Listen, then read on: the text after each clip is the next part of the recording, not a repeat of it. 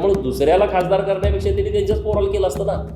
हातकणंगलेमध्ये चाचणी केली का, मी तिथं प्रभारी होतो ना हातकणंगलेला, त्यांनी खूप तिथं असं ओढाताण केली.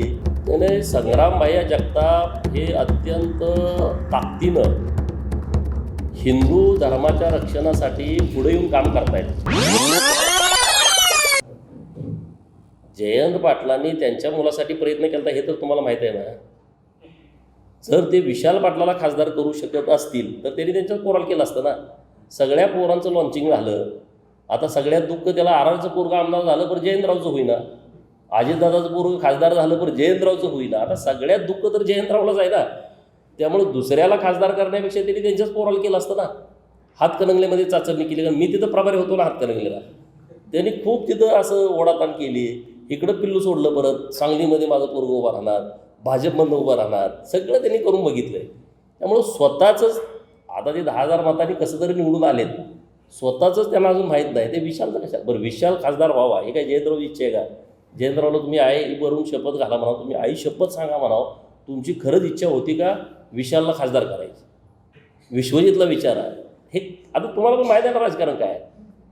आणि त्यामुळे ते इकडचा खासदार ठरवणं हे जयंतरावचं विषयच नाही राहिला. त्याने संग्रामभाई जगताप हे अत्यंत ताकदीनं हिंदू धर्माच्या रक्षणासाठी पुढे येऊन काम करतायत. त्यांच्या पक्षाची विचारधारा जरी वेगळी असली तरी त्याचा तो विचार न करता, त्याची तमा न बाळगता, मी आता सातत्यानं आम्ही सोबत काम करतो, मी बघतोय त्यांना अत्यंत झोकून देऊन ते काम करतायत.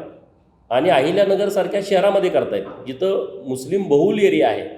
ते मताचा विचार करत नाहीत, ते निवडणुकीचा विचार करत नाहीत, परंतु हिंदू धर्म टिकला पाहिजे, परंपरा टिकल्या पाहिजेत. हिंदू मुलींच्या संदर्भात म्हणजे हायेस्ट तिथंच तक्रारी आहेत अहिल्यानगर जिल्ह्यामध्ये. तर त्यांनी जो विषय पुढं आणला आहे तो विषय अत्यंत अभ्यासपूर्णच पुढं आणलेला आहे. आणि त्यामुळे त्या गोष्टीला माझं समर्थन आहे संग्रामभाईंना.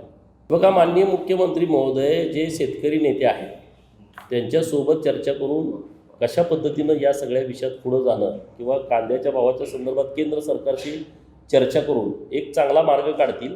आता मी शेतकरी नेता नाही त्यामुळे मला इतकं डिटेल कांद्याच्या संदर्भात आज मी माहिती देऊ शकत नाही, परंतु योग्य चांगला मार्ग काढतील.